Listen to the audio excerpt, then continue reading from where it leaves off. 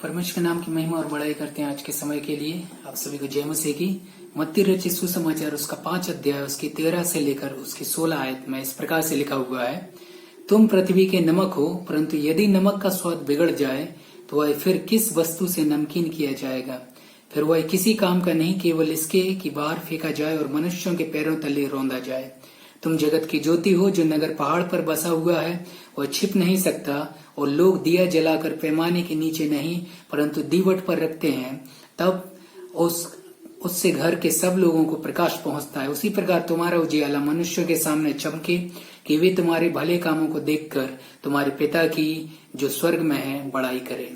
एक मसीही जीवन के विषय में अगर हम देखें तो एक मसीही जीवन परमेश्वर की तरफ से हमें दिया गया है, और उसका उद्देश्य यह है कि यह जीवन केवल स्वयं तक सीमित न रखा जाए, यह जीवन दूसरों को भी दिया जाए।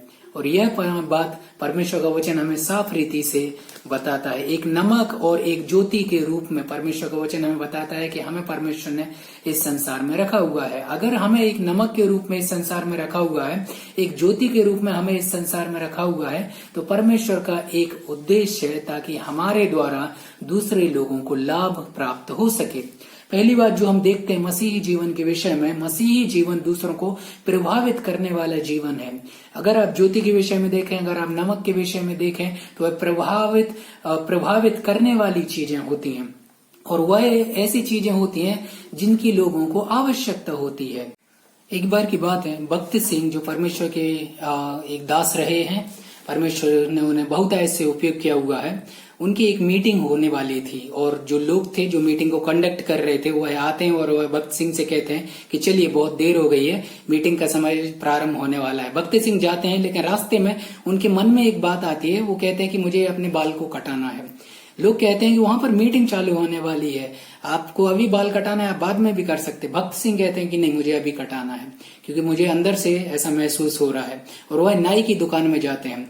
नाई की दुकान में जाते हैं, जब वह बाल को कटा रहे होते हैं तो भक्त सिंह प्रभु के वचन का प्रचार उस व्यक्ति को, उस नाई के साथ में करते हैं। प्रभु के प्रेम के विषय में उस नाई को बताते हैं। और सबसे अंत में यह होता है कि वह नाई उनको बताता है, नाई कहता है कि मैं बड़ा ही दुखी था बहुत दिनों से, और आपके बाल काटने के बाद में मैं दुकान को बंद करने वाला था और जाकर मैं आत्महत्या करने वाला था, लेकिन अब मुझे प्रभु के प्रेम के विषय में पता चल गया है। अब मैं परमेश्वर के लिए जीना चाहता हूँ।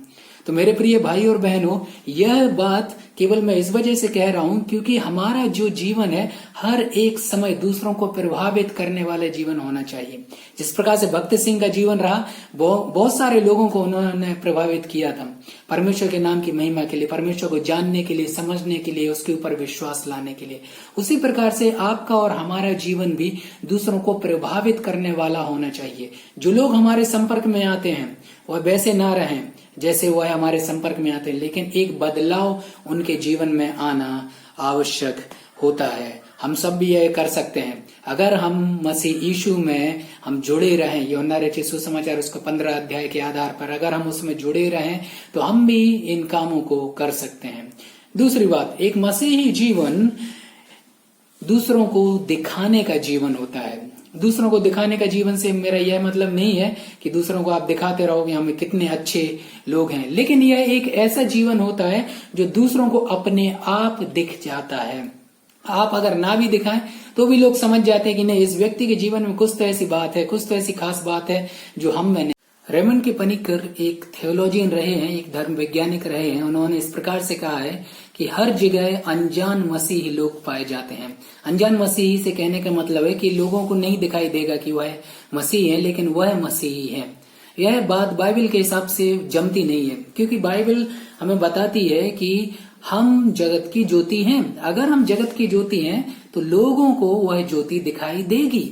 इस बात को आपको और हमें समझना है। कई बार लोग इस बात का बहाना लेकर यह कहते हैं, अरे हम तो मसीही हैं, तुम्हें अगर नहीं दिखता है तो ये तुम्हारी कमी है। अगर पासवान उनके पास में जाते हैं, कोई और भाई या बहन उनके पास में जाते हैं और उनसे कहते हैं, अरे भाई आप जो जीवन व्यतीत कर रहे हो यह जीवन सही नहीं है, और वह व्यक्ति इस प्रकार से कहता है, अरे तुम्हें कैसे पता, हमने तो यीशु मसीह को ग्रहण किया हुआ था 5 साल पहले, 10 साल पहले।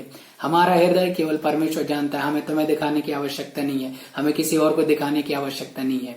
यह एक गलत रवैया है मेरे प्रिय भाई और बहनों।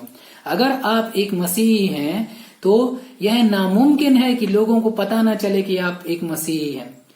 ऐसा हो सकता है कि लोग आपको गलत फहमी में ले लें, आपको मिसअंडरस्टैंड करें, लेकिन यह असंभव है कि लोगों को पता न चले कि आप मसीही हैं और आप में मसीह के फल नहीं पाए जाते हैं। आपका जीवन परिवर्तित नहीं हुआ है। आप एक ऐसी ज्योति हैं जो कि पहाड़ पर है, लोगों को दिखाई ही देगा। ऐसा असंभव है कि लोग आपके जीवन को ना देख पाए। एक उदाहरण देके मैं आपको बताना चाहूंगा। मान लीजिए आपने कहा कि आपको क्रिकेट अच्छी तरीके से खेलना आता है, ठीक है। आपको बैट पकड़ाया गया, आपसे कहा गया कि आप जाइए, आप क्रिकेट को खेलिए, लेकिन आप क्या करते हैं, आप बॉल आ रही है आपकी यॉर्कर, आप बल्ला घुमा रहे हैं ऊपर। तो आप समझ सकते हैं मैं कहने का क्या प्रयास कर रहा हूं, कि मतलब आप तो कह रहे हैं कि आप क्रिकेटर हैं, लेकिन नहीं, आप क्रिकेटर नहीं है। क्योंकि अगर आप क्रिकेटर हैं तो आपको पता होना चाहिए कि जहां बॉल आती है बल्ला वहीं पर ही घुमाया जाता है। मसीही जीवन भी इसी प्रकार से मेरे प्रिय भाई और बहनों। एक मसीही जीवन दूसरों को दिखने वाला जीवन भी है।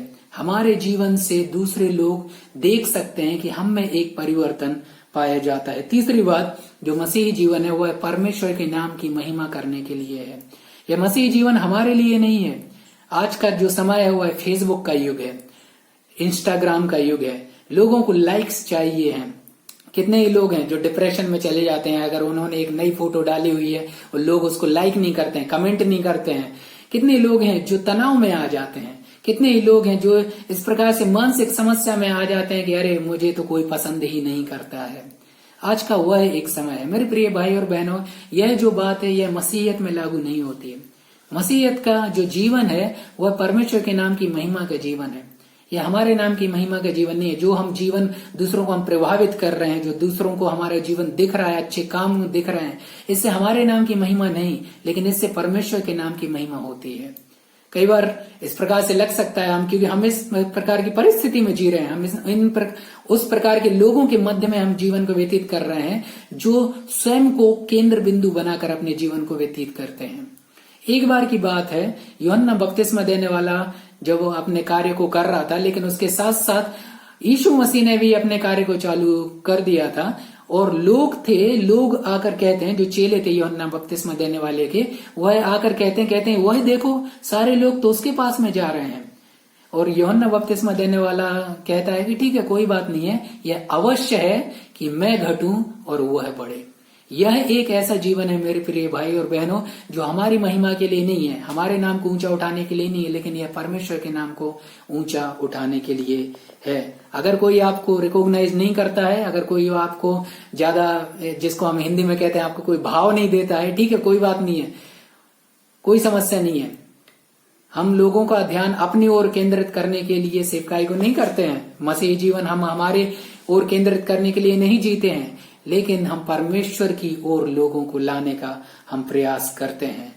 और यह सब बातें तभी संभव है जो हम अपना संपूर्ण समर्पण परमेश्वर के लिए कर दें। मेरे प्रिय भाई और बहनों, परमेश्वर ने हमें नमक और ज्योति के रूप में इस संसार में रखा हुआ है। यह मेरी प्रार्थना रहेगी आप सबके लिए कि परमेश्वर आपको वह ज्ञान और बुद्धि प्रदान करे ताकि आप उसके उद्देश्य को पूरा करने वाला बन सके। परमेश्वर आप सभी को इन वचनों के द्वारा आशीष दे। आमीन।